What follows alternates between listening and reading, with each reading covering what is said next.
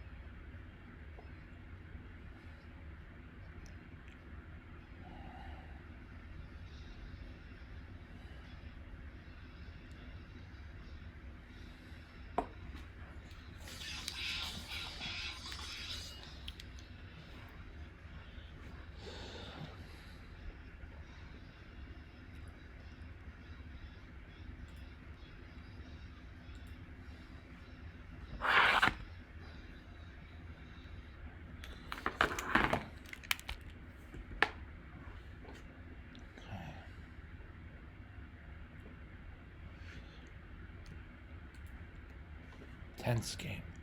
Not sure how accurate or not.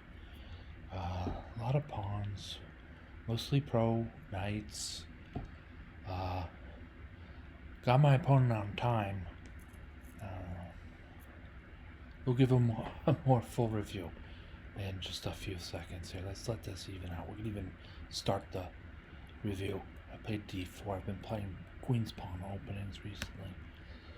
Knight f6, c4, e6, knight c3, and he's kind of teasing the king side fianchetto. Like white here would maybe expect g6 followed by bishop g7 followed by king side castles, but he did this. I remember from playing the game, my opponent, she or they played b6, and now sort of like this, I don't know if teasing or if it happens, queen side fianchetto as well. So in both these ways, you can play more generally as white, obtain longer lasting positional and strategic games. You know, this is not a position. This black position here is not one. You don't want to attack this trying to pick up an extra pawn or find a fork or something like that. It's probably not going to yield to that. You can if it shows itself, but you know, it's not necessarily a good strategy. Instead, I'm taking control of the center, nice and sensibly.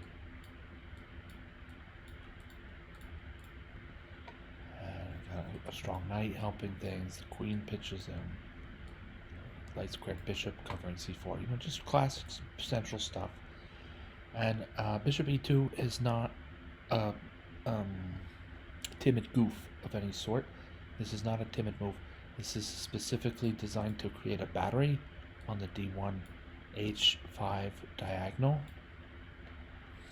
And in some games, the h pawn, white's h pawn, will become really strong moving down the board. And it's actually, it wouldn't be inappropriate for white to push the g pawn as well and get some of these kingside pieces involved without even having to move off their starting square so much. Well, the knight will, but the rook sometimes exerts influence without having to even move.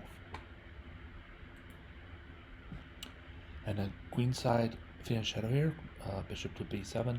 There's nothing wrong with that. I kind of doubled back on my plan to push the h pawn. I'm not sure why. This pawn. Oh, two pieces against the e4 pawn. So I put one of those two pieces, the knight at f6, in a strong pin against his queen. Now this pawn is safe at least for the near future. Bishop e7, strong. f3, just keeping things solid. Center control, just solid control. Knight d7. Pawn to d5.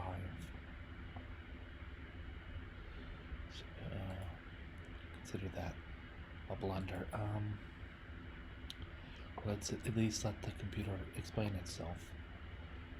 It's a blunder because of knight takes d5. Yeah, okay, so knight takes d5. Now I have to dump the bishop more or less.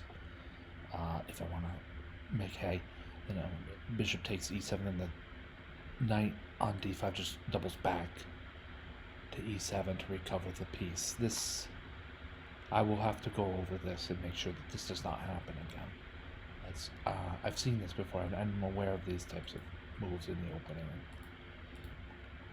I know I can fix it. Instead of that, the miss on to e5, and h4. Like we said, this h-pawn can sometimes become strong. White had by 8/10 of a pawn, and after h4 by only 3/10 of a pawn. I lost half a pawn of evaluation bar material. I'm not so worried about that. It's not the end of the world. This pawn is actually, if I recall correctly, is important later on in the game, so we'll just have to know that. And when pushed, the question put to the bishop with h6, I said, well, let's keep more pieces on the board, and I'm not ready to give up my better bishop. A5, gaining space. It also makes a nice square for black's light squared bishop on A6. Just an option, doesn't have to go there, but even if when that bishop does go there after A5, then the rook's got the bishop's back. So sometimes that makes for a nice change in position for this bishop. I saw queen to A4 as having more dynamic potential than other moves on the board here. But maybe knight h3 can be considered, but exactly where are we going from there to break things open on the king's side, and why, when our king's king's probably going to stay in the center, so where are we going from there, and how weak is the pawn on h4, especially while the knight is blocking the rook's defense. Not only that, and what really was the kicker for me against knight h6 was not only that the pawn might be lost, but bishop to h4, bishop takes h4, losing the pawn, but then check, and that was nothing. So that's not the thing to do. So knight h3 was removed from consideration, and played queen to a4.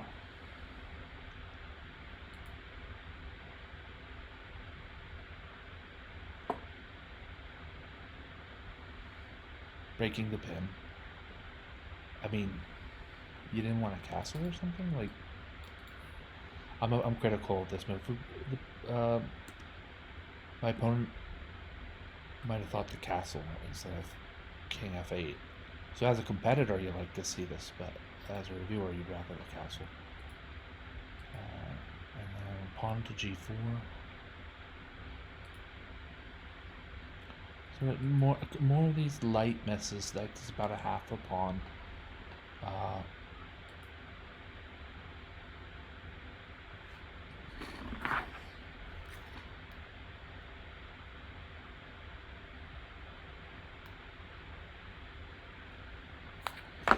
It's about a half a pawn.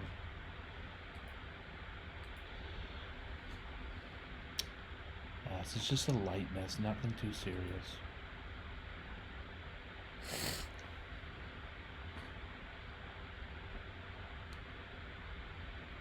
Pawn to g4. Just containing the bishop, containing the knight on the king side a little bit more. And knight to c5, bishop takes c5, b takes c5.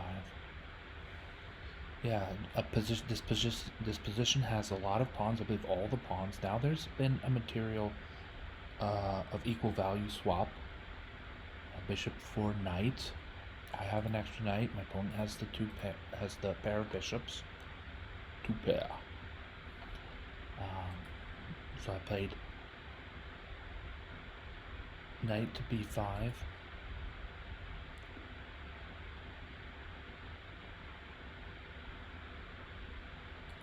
And then back. It's an okay maneuver to put a pawn in front of black's bishop on b7.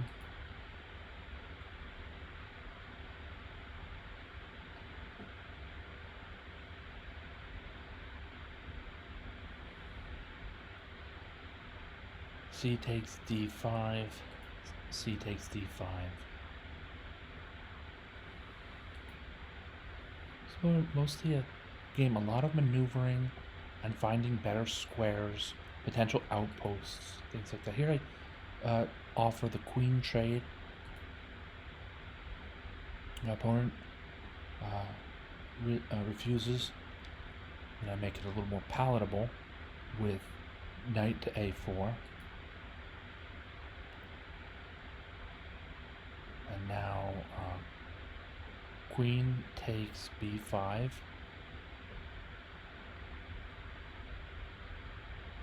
So the queen trade, the queen swap occurs.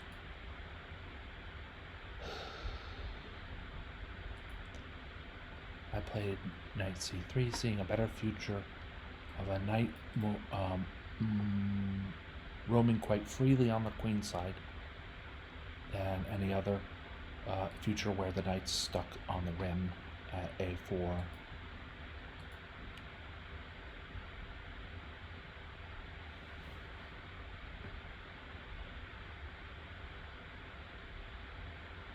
Knight e2.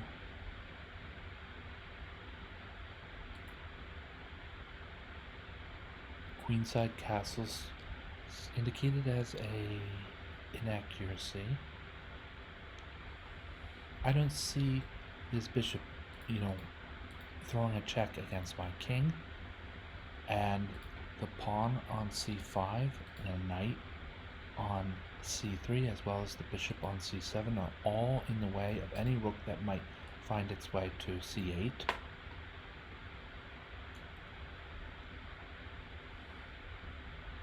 So I castled queenside, adding pressure, but after the swap here, we can push the knight or create some ruckus on the king side.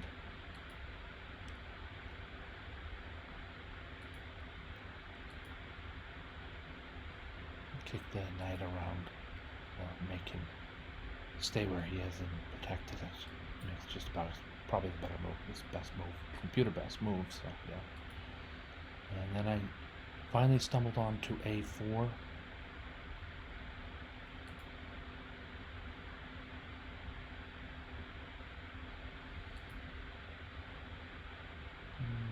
So there's some kind of inaccuracy in this move that I thought was going to help trap the black rook.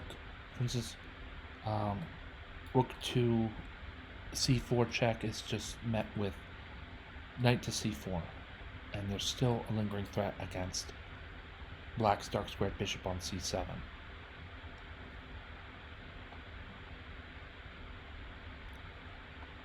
Another move that black might try would be rook takes a4, but that's not on because the bishop at c7 is hanging.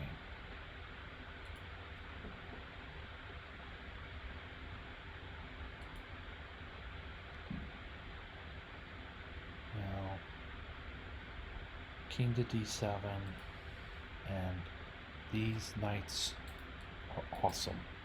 Strong, very strong, protecting each other, protected by pawns in addition, both at one apiece like that. King c2.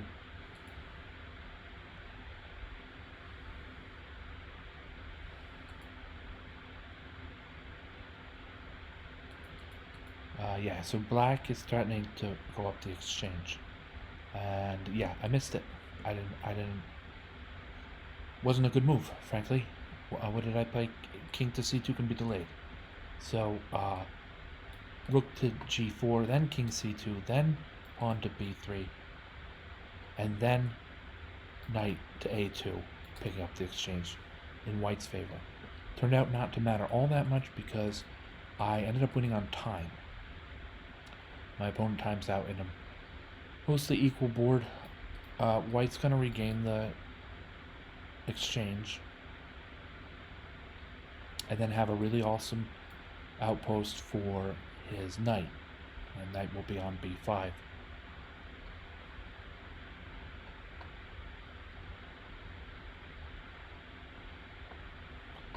So I ended up winning via timeout. I'm glad for it. It was an interesting game, a fun game. Let's say that what the calculation wasn't all that accurate, it turns out. In the mid-70s like that. So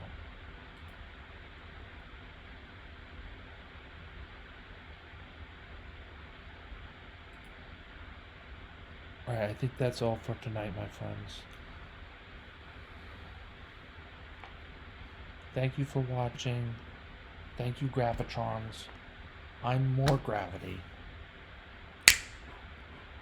Have a great night.